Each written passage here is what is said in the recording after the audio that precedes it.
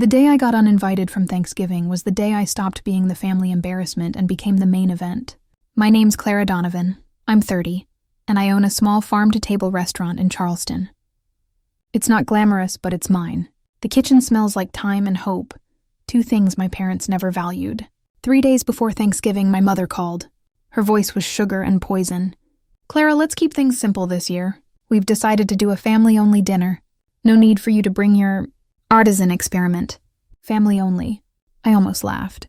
After years of enduring their mockery, my tiny business, my thrift store dresses, my insistence on cooking instead of getting a real job, they were finally cutting me out for good.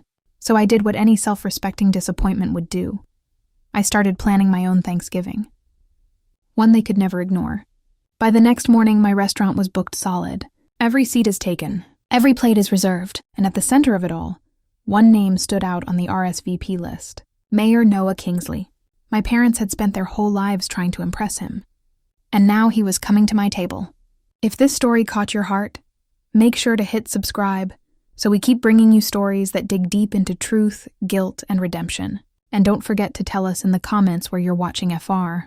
We read them all, and your words keep us going. You don't get banned from Thanksgiving unless someone wants you silent. That's what I told myself as I stood in my kitchen, holding the perfumed letter that arrived that morning. Ivory paper, gold script, the kind of stationery my mother, Diana Donovan, reserved for weddings, charity galas, and other moments she could control. The envelope smelled like lavender and money. My name was written in her looping cursive, Miss Clara Donovan, as if I were some distant relative rather than her daughter. Inside, the family newsletter gleamed: a Donovan Thanksgiving, family, faith, and legacy. The photographs were glossy. The smiles rehearsed my parents, my brother Ethan, his fiancée, their matching beige sweaters in front of our childhood home. The headline beneath read, "Carrying on our tradition." I searched the lines twice, maybe 3 times. No mention of me. Not my restaurant, not my name, not even a line about our daughter in Charleston. They hadn't just forgotten me. They'd erased me. I sank into a chair, the letter trembling in my hands.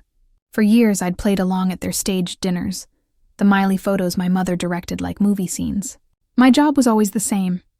Cook in the background, smile politely, never sit at the head table. I used to think one day they'd be proud that I built something of my own in my restaurant, Harvest 42, but the truth hit hard. They didn't want pride. They wanted silence. The phone buzzed. A message from my mother. "Clara, darling, I assume you got the newsletter. We're keeping things family only this year. Let's catch up afterward when things calm down. Love, Mom. Family only." I laughed. Out loud, sharp enough to startle the cat sleeping by the window. I folded the letter again, slower this time, noticing the gold wax seal on the back. The Donovan crest, a lion's head clutching a key, glimmered faintly under the light. I'd seen it before.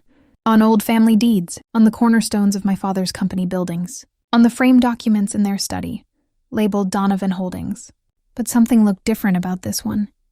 I held it closer, ran my thumb over the wax. Beneath the lion's head, faintly etched like an afterthought, were 2 tiny stitched letters, embroidered directly into the paper. So faint you'd miss them, unless you looked closely. R.K. I frowned. Ruth K. The name meant nothing to me. Not yet, but it sent a strange chill down my spine. I tore the seal completely off and tucked it into my pocket before I could think why. Maybe it was petty. Maybe it was instinct. Either way, I wasn't staying silent anymore. If they wanted a Thanksgiving without me, fine. I'd give them something better, one they could never forget. And for the first time in my life, I felt the sharp edge of defiance taste like freedom. Some families are born into silver spoons. Others earn them from dishwashing. That's what I told Tess as we prepped the kitchen at Harvest 42. My restaurant, my rebellion, my home. The smell of roasted rosemary chicken filled the air, while the sound of laughter bounced off the tiled walls. The world outside could have its designer dining rooms and curated menus. Here we did things differently. My staff wasn't made of culinary school prodigies or socialites trying to experience the service industry. It was made of real people, farmers, students, foster teens learning their first skill, and retirees looking for a second purpose.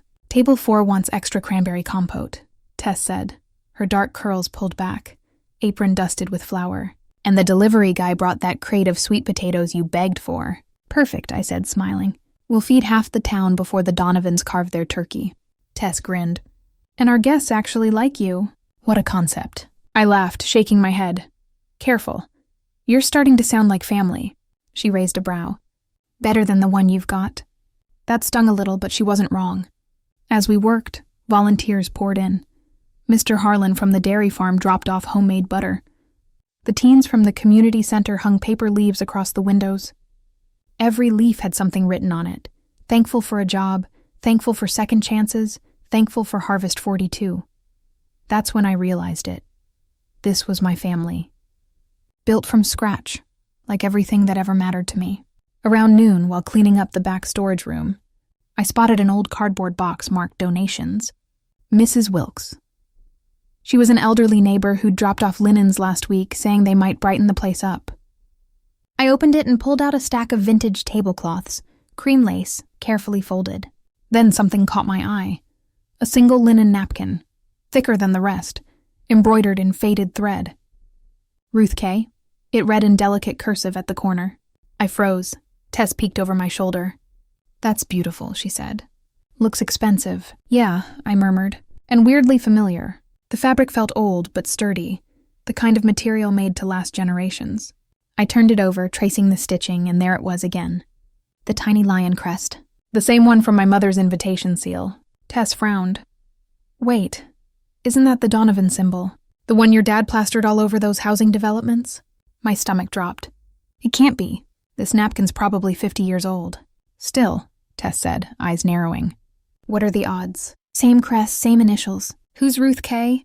I didn't answer. I just folded the napkin carefully and slid it into my apron pocket, heart pounding harder than it should have. Maybe it was nothing. Or maybe it was the first real thread in a story my family had spent decades trying to hide.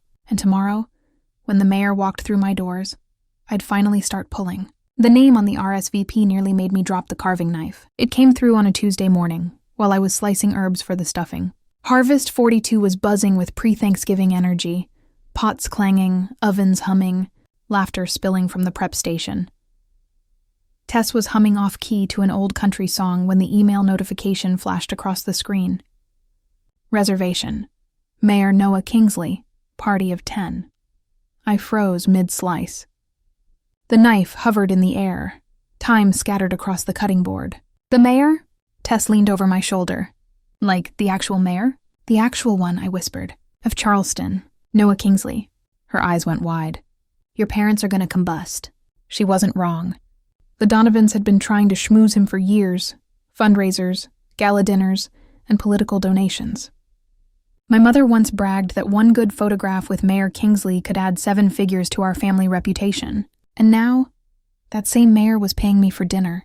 2 hours later, the reservation had spread across social media. The mayor's office posted a glowing statement about supporting local business and sustainable— Mom, you're embarrassing yourself, Clara. Real guests don't pay to eat charity meals. Delete the post before this gets worse. I stared at the message, heat rising in my chest. I typed back, real family doesn't need reservations to show up. Then I deleted it before sending. Some battles didn't deserve a reply. Tess saw the look on my face. You okay? Yeah, I said, wiping my hands on my apron. I just realized something. What's that? Sometimes you don't need their table. You just build your own. By sunset, reporters had started calling. One asked if I'd like to comment on how it feels to have the city's most influential guest choose your restaurant. I laughed nervously.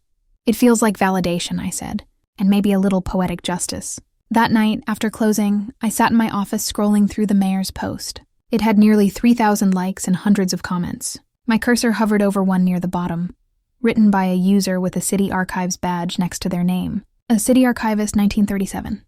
Interesting choice. Is this related to the old Kingsley-Donovan estate dispute? My hand went cold. I clicked on the username, but the account was private. No photo, no other posts. Just that single comment under the mayor's announcement. Estate dispute? I whispered to myself. Tess poked her head into the office. Clara, you coming? I made pumpkin pie shots. Yeah, I said absently, eyes still glued to the screen. Because for the first time, I had a feeling that this dinner wasn't just about food. It was about family property. And a secret I'd never been told. Our family name was worth millions, and I never knew.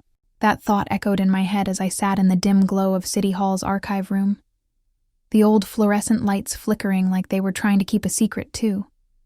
The clerk had already gone home, but I'd convinced the security guard to let me stay. I told him I needed to check property records for a catering permit. He didn't need to know it was for a personal excavation. Stacks of brittle ledgers surrounded me, the paper yellowed with age and the edges curling like dried leaves. I'd been digging for hours, chasing the name that had haunted me since that perfumed letter, Ruth K. At first, I thought she might have been some distant socialite donor, maybe one of my father's business contacts, but then I found it, tucked inside a box marked 1950-1980 Donovan Holdings, a slim leather-bound property ledger written by hand. The pages were immaculate, neat cursive entries detailing land purchases across the Carolinas. But one page near the middle made me stop cold. Owner, Ruth Kingsley. Land, 42 acres, Charleston outskirts. Transferred, Donovan Development Group, 1989. Signature, Ruth K. My heart sank. Kingsley, Noah's last name. The mayor. It couldn't be a coincidence. I leaned closer, tracing the signature with my finger. The same looping R I'd seen embroidered on the linen napkin. I flipped through more pages and found the same plot name over and over. 42 acres of farmland repeatedly listed under project expansion for Donovan Estates, my father's company. It wasn't purchased. It was acquired, with equal amendment approval pending. The phrasing was careful. Deceptive. The kind my father specialized in. Outside, thunder rolled across the bay. The sound made me jump, but I kept reading. A separate attachment was folded into the back of the ledger, a typed memo labeled Internal, Do Not File Publicly. It read, Transfer arranged per family request. Ensure Kingsley's signature is retained for optics. Legal ownership retained under Donovan Holdings following dissolution of Ruth Kingsley estate. I whispered the words under my breath, barely believing them. Family request. My stomach twisted. I reached for the microfilm cabinet and scrolled through old local records until the name popped up again. Ruth Kingsley, née Donovan. I froze. Née Donovan. My grandmother. The woman whose name was literally woven into the napkin in my restaurant. My mother had told me Ruth died before I was born, that she'd been estranged for personal reasons. But that wasn't true. Ruth hadn't just been estranged. She'd been erased. And the land under my restaurant, Harvest 42, was hers. I sat back, pulse racing, staring at the ledger like it might explode. Everything I thought I knew about my family, our fortune, our reputation, our legacy, was built on a lie. And the ink that proved it was drying right beneath my fingertips. The woman they erased was the reason we had anything at all. That thought hit me harder than any insult my mother ever threw my way. Sitting in my restaurant office with the city records spread out in front of me, I could finally see the truth. Everything the Donovans owned, the houses, the reputation, the wealth, started with her. Ruth Kingsley. My grandmother. The ghost in our family tree no one dared mention. The next morning, I visited the Charleston Historical Society, pretending I was researching a new restaurant theme. The curator, a thin woman named Mrs. Patel, led me to a back room filled with boxes labeled Kingsley Estate Hearing, 1989. Inside the files, I found the name Evelyn Kingsley, the mayor's late aunt. There were transcripts, depositions, and even a few grainy photos. Evelyn had testified against the Donovans, accusing Gerald and Diana Donovan of forging Ruth's will after her sudden death. But the case was dismissed. Lack of evidence, the report said. Of course it was. My father didn't lose cases. He buried them. My hands trembled as I sifted through the papers until something fluttered out from between the pages. A half-burned photograph. Its edges were blackened, but the center still showed a wide field, a white farmhouse, and a wooden sign that read, Ruth's Meadow, 1964. I flipped it over. Written faintly in pencil were the words, Home is where the truth grows. It wasn't just a sentimental line. It was a clue. The longer I stared, the more familiar the landscape looked. The curve of the dirt road, the slant of the hill, even the outline of the old oak tree in the corner of the frame. I knew this place. I saw it every morning when I drove up the gravel road to Harvest 42. Tess found me still staring at the picture an hour later. You look like you've seen a ghost, she said, setting down 2 cups of coffee. I think I have, I whispered. I handed her the photo. This was Ruth's land, my grandmother's. It's the same property Dad developed, the same ground he sold off, and the same spot where I built my restaurant. Tess blinked, piecing it together. Wait, your dad stole your grandmother's farm and then built his empire on it? And now you're running your business on what's left of it? I nodded slowly. The irony's poetic, isn't it? She exhaled, eyes widening. Clara, this isn't just family drama. This is criminal. I looked out the window toward the horizon. The same rolling fields from the photo, now divided by fences and parking lots. For years, I thought Harvest 42 was my rebellion, a way to prove I didn't need their money. But now I realized it was my inheritance all along, and the woman my parents buried in silence had given me everything, even when they tried to take it all away. Outside, the wind rustled through the oak trees. The same ones from the picture. The same ones that whispered Ruth's name back to me. The old waitress didn't know she was telling me my family's biggest secret. I hadn't planned on stopping at that little roadside diner outside Charleston, but something about its flickering open sign pulled me in. The place smelled like coffee and memories, the kind of spot that never changes, even when everything else does. The waitress behind the counter had silver hair pinned up in a bun, and eyes that looked like they'd seen every decade twice. Her name tag said Marlene. She noticed the city archive folder under my arm as I slid into a booth. "That's a heavy meal you're carrying, honey," she said, pouring me coffee. "Those old records'll ruin your appetite." I smiled faintly. "Maybe. I'm looking into some family history." The name was Ruth Kingsley. The cup froze halfway to the saucer. Marlene blinked, her expression softening. "You said Ruth Kingsley?" "Yes," I said carefully. "You knew her?" She set the pot down, almost reverently. "Knew her. Lord, I worked for her. Cleaned her house back when that meadow still bloomed every spring. Sweetest woman I ever met, until those Donovans got their claws in." My pulse jumped. "The Donovans?" Marlene nodded. "She married into that family. They called her the Dreamer. Always painting, always stitching. Said her hands could sew a secret better than any lock." I leaned forward. "What do you mean?" She hesitated, glancing around the empty diner like the ghosts might overhear. Then she lowered her voice. "Right before she died, Ruth told me she'd hidden proof. Said the truth was woven where no one would look. I didn't understand it then. But the day after she passed, her linen sets disappeared. Taken by your mama's people." My breath caught. "Her linens?" Marlene nodded. Table napkins, runners, the works. Hand-stitched herself. Every one of them had little dots and dashes along the seams. Thought they were just decorative, but my husband used to work signals in the Navy. He said, "Honey, that's Morse code." My skin prickled. Marlene smiled sadly.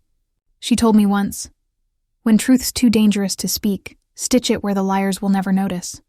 When I left the diner, the coffee had gone cold, but my mind was on fire. I drove back to Harvest 42 in silence, headlights cutting through the mist. That night, Tess helped me pull the embroidered napkin from the donation box, the one marked Ruth K. She set it under the lamp, her eyes narrowing. "Okay," she said. "If this really is code, let's find out what Grandma Ruth was trying to say." We searched online for a Morse code chart and started translating the small stitched dots and dashes. It took hours, the pattern repeating, looping, until it finally spelled out 6 characters, 3147PO. Tess frowned. "A code?" I leaned closer. "No," I said slowly. "An address." She looked up, eyebrows raised. "You think it's still there?" I folded the napkin carefully, heart racing. There's only one way to find out.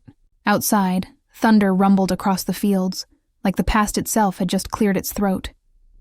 It led to a house my parents said never existed. That's what I kept repeating as the GPS took me farther down the winding dirt road, the headlights slicing through the fog like a secret being uncovered one breath at a time. The address from the Morse code, 3147PO Road, was supposed to be a dead end. That's what my father once told me when I was a kid, asking about Ruth's meadow. He'd laughed, patted my head, and said, "That old place burned down years ago, sweetheart. There's nothing there but ghosts." Turns out the ghosts were still waiting. The farmhouse appeared suddenly out of the mist, half collapsed under ivy and years. Warded, the roof caved. The porch sagged like it was tired of keeping secrets. But the sign at the gate still clung to one post, barely legible in the beam of my car's headlights, Ruth's Meadow. My heart stopped. I stepped out, gravel crunching under my boots.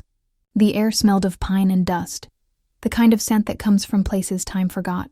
The front door was swollen shut, but one shove from my shoulder made it give way. Inside, the air was heavy with mildew and memory.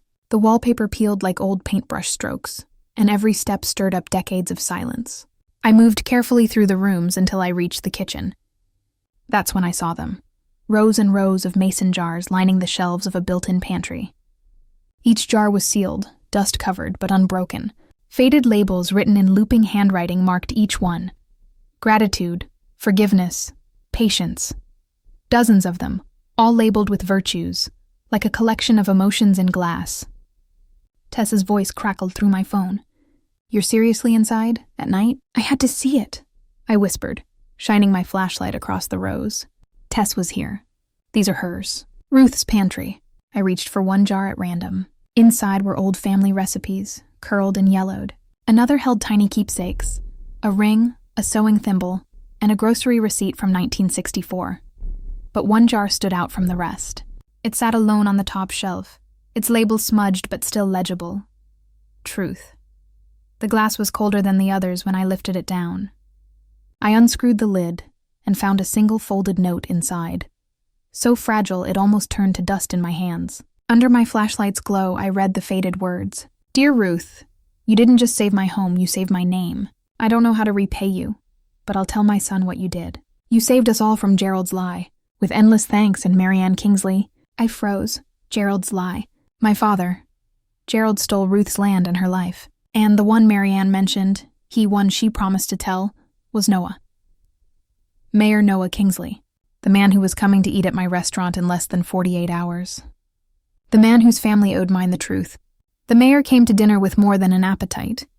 By the time the first guests arrived, Harvest 42 was glowing like a memory made real, candles flickering across long wooden tables, laughter spilling out onto the patio, and the smell of roasted chestnuts hanging in the crisp November air. I was plating a tray of pumpkin tarts when the front door opened, and a hush rippled through the crowd. Mayor Noah Kingsley had arrived. He wasn't surrounded by staff or security like most politicians. He just walked in quietly, hands in his coat pockets, scanning the room with the ease of someone who belonged. The man I'd only seen in photos was suddenly here, smiling at the people who had helped me build this life, the farmers, the kids, the waitstaff. When his eyes met mine across the room, he smiled in a way that made the noise fade for a moment. "Miss Donovan," he said, shaking my hand. "Or should I say Chef Donovan?" "Clara's fine," I said, trying not to sound nervous. "Welcome to Harvest 42. The name suits you," he said. 42 acres, that's what Ruth owned, isn't it?" The words hit like a lightning strike. "You know about Ruth?" He nodded. "I've been looking into old land transfers from the 80s. There's a trail that leads straight to your father's company. You've probably heard the rumors." Rumors. I'd found proof. I tried to keep my face steady. "I've heard a few things." He lowered his voice, just enough for only me to hear. "This isn't just business. My mother told me Ruth saved our family once. Said she refused to sign something that would have ruined us all. My aunt called it the Thanksgiving deal. It's why the Kingsleys never forgot her." My heart pounded. "Your mother was Marianne?" He blinked, surprised. "You know her name?" I nodded slowly. "I found a letter in Ruth's old farmhouse from her. She said Ruth saved you from my father's lie." For a second, Noah looked like he couldn't breathe. Then he exhaled and said softly, "So it's true." Before I could answer, Tess interrupted from behind the bar, calling, "Clara! Table 9's ready." The noise of the restaurant returned, breaking the spell. I led him to his private table, trying to steady my thoughts. The mayor smiled at the spread. Roasted duck, cornbread stuffing, heirloom vegetables, the kind of meal Ruth would have made if she were still here. He picked up his fork, then paused, studying me. "You've got your grandmother's hands," he said. "Strong, careful. The kind that buy-build-sought take." Something in his tone made me look at him twice. He wasn't here for a meal. He was here for answers. As dessert approached, he leaned in closer, his voice barely above the music. "You're not the only one who's been digging." He slipped a small, folded document from his jacket pocket and placed it on the table between us. "From the city archives. I think this belongs to you." I hesitated. "This is a public dinner." She leaned close enough for only me to hear, her lips still smiling. "Don't ruin this for us." Us. She still said it like I was part of that word. The mayor looked between us, clearly sensing the tension. "Mrs. Donovan, Mr. Donovan, It's good to see you both. Quite a turnout tonight. Oh, Clara's always been spirited, my father said smoothly. We're just happy to support her. Little venture. The insult was disguised, but it landed. I could feel the eyes of every guest on us now. Local reporters, city officials, a people live streaming the event. I swallowed my pride and smiled, because that's what my parents trained me to do. For the next 20 minutes, they played perfect guests, complimenting the wine they didn't pay for, laughing too loud. My mother even patted the mayor's arm when he praised the meal. She gets that talent from her grandmother, she said sweetly. Ruth, wasn't it? I froze mid-pour. The mayor's smile faltered. You knew Ruth Kingsley? My mother hesitated, just a second too long. Oh, vaguely. Family history. You know how it is. Tess shot me a warning glance from across the room. I forced a smile and moved to serve dessert, my heart hammering in my throat. Then Ethan, leaning too far across the centerpiece to refill his wine, knocked over one of the tall glass candles. It toppled in slow motion. The flame flared, licking the tablecloth before rolling harmlessly onto the hardwood floor, right next to the underside of the long farmhouse table, where I'd taped something hours ago. The charred photograph. The mayor crouched to help, his eyes catching the corner of the scorched image. He froze, his gaze sharpening as he reached for it. He turned it over, brow furrowing at the words on the back. Ruth's Meadow, 1964. For a long, heavy moment, he looked at the picture, then at me. This house, he said quietly, his voice tight. This is my family's old land. My parents went still, like marble cracking, and I realized the real fire hadn't even started yet. Every thread held evidence, and the truth finally unraveled. Dessert was supposed to be the quiet part of the night. Pumpkin brûlée, soft musique, petite applause. Instead, you could hear a pin drop. The air in Harvest 42 had changed, from warmth to tension, from laughter to a low hum of whispers. Cameras from local reporters clicked like insects in the corners. The mayor still held the charred photograph in one hand, turning it over slowly, studying the scrawled words on the back. Ruth's Meadow, 1964. When he looked up at me, I knew it was time. I stepped out from behind the counter, napkin in one hand, folder in the other. Mayor Kingsley, I began, voice steady but my pulse loud in my ears. There's something you and everyone here should know about the land this restaurant sits on. My father's voice cut in instantly. Clara, not now. Oh, exactly now, I said. You've had 40 years to speak. Tonight's my turn. I laid the napkin on the table, the same linen embroidered with Ruth K. Its Morse code edges glinting faintly in the candlelight. This, I said, wasn't decoration. It was testimony. People leaned forward. This napkin led me to my grandmother's farmhouse, I continued, holding up the property ledger and half of the will Noah had given me. She knew what you were doing, that you falsified her death certificate to seize her property. This land, her land. You took everything she owned and turned it into Donovan Developments. The color drained from my mother's face. My father sat frozen, jaw tight, eyes calculating. I opened the ledger to the signed pages. Here's Ruth's signature, dated before her so-called death. And here, I held up the torn will, which is proof that she never left the land to you. She left it to the Kingsleys, the family she trusted, the family you tried to destroy. Gasps rippled through the crowd. The mayor stood slowly. Is this true, Mr. Donovan? My father adjusted his cufflinks. These are old records taken out of context. It's context that matters, I interrupted. Because while you were building mansions, Ruth was being buried in lies. Noah turned to the cameras. His voice was calm but sharp. As of this moment, I'm ordering a full public inquiry into the Donovan Estates acquisition files. Every document, every signature, every transfer. We'll get to the bottom of it. Applause broke out, hesitant at first, then stronger, until it filled the restaurant like thunder. My father's hand twitched against the tablecloth. My mother didn't move. She just stared at me with that perfect smile she wore for galas and gossip columns.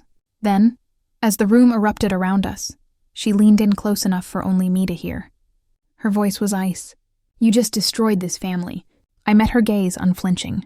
No, Mom, I whispered back. You destroyed it years ago. I just turned the lights on, and for the first time in my life, I watched her smile crack. Justice doesn't always come with handcuffs. Sometimes it's applause. That's what I thought the morning after the dinner when I opened my phone to find my name everywhere. Chef Clara Donovan exposes family scandal at Thanksgiving Gala. Mayor orders investigation into Donovan Holdings. Harvest 42, the restaurant that served justice for dessert.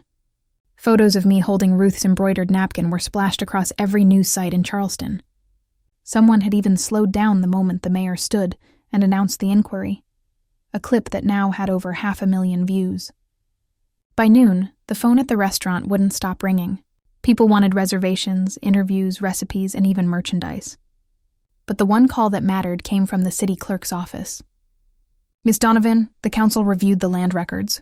The property known as Ruth's Meadow has officially been returned to the Kingsley Donovan Trust in your grandmother's name."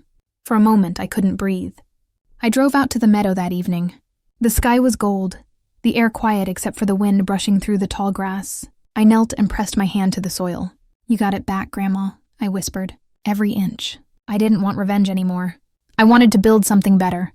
Within weeks, I donated a portion of the land to create a community food program for single mothers, Ruth's Table.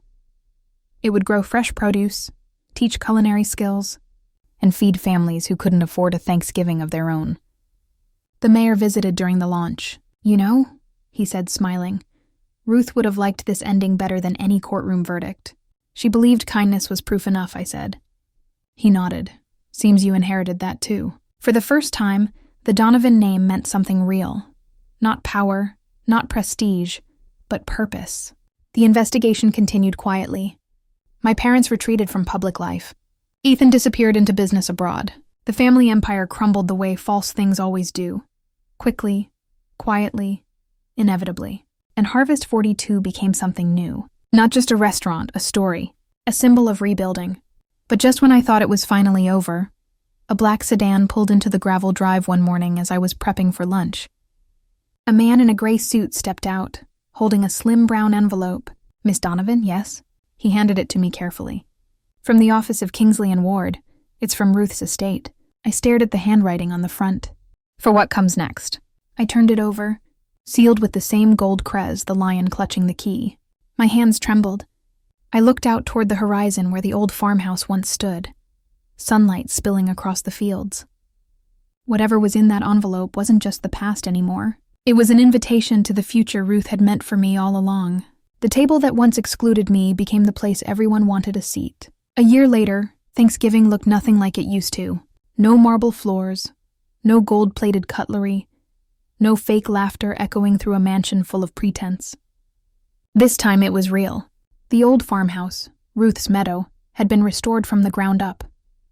The cracked walls were mended, the porch rebuilt, the air filled with the scent of roasted herbs and homemade bread. Where my parents once stole legacy, I'd built a community.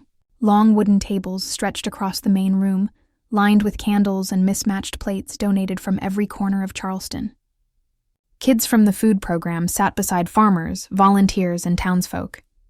No VIP seating, no hierarchy, just one family, the kind you build, not inherit.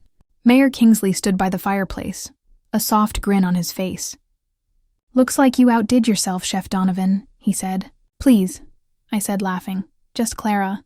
Titles are for people who still need to prove something." He nodded toward the mantel, where Ruth's embroidered napkin hung framed above the hearth, the Morse code threads glinting faintly in the firelight. "She'd be proud," he said. "I think she's here," I whispered. The room was filled with laughter and the hum of conversation.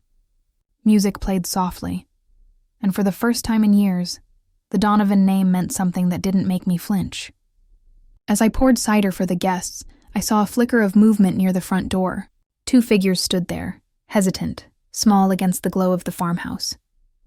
My parents? They hadn't been invited. But they'd come anyway. My father clutched his coat like armor. My mother's eyes darted around, taking in the people, the warmth, the life they'd once dismissed.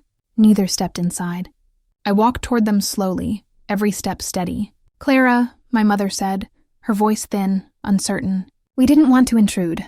"You're not intruding," I said gently. "You're just late." They exchanged a glance, unsure whether it was sarcasm or forgiveness. Maybe it was both. From my apron pocket, I pulled 2 folded linen napkins, handmade, freshly stitched. The same soft thread, the same care. I placed one in each of their hands. They looked down and read the embroidered words, "For those who remember kindness." My mother's lip trembled. My father swallowed hard, but neither spoke. After a long silence, they simply nodded and turned to leave. I didn't stop them. Some doors closed quietly, not in anger, but in peace. When I turned back, the music swelled. Tess waved from the table, kids clinking glasses of cider, laughter rising to the rafters. The fire crackled, casting gold light on Ruth's framed napkin, her legacy stitched into every thread of the home she'd built, and I'd reclaimed. They called me a failure, the embarrassment, but kindness rebuilt everything they destroyed, and this time, I didn't need their table. Family may give you blood, but truth gives you belonging. Subscribe for more stories of strength, secrets, and second chances.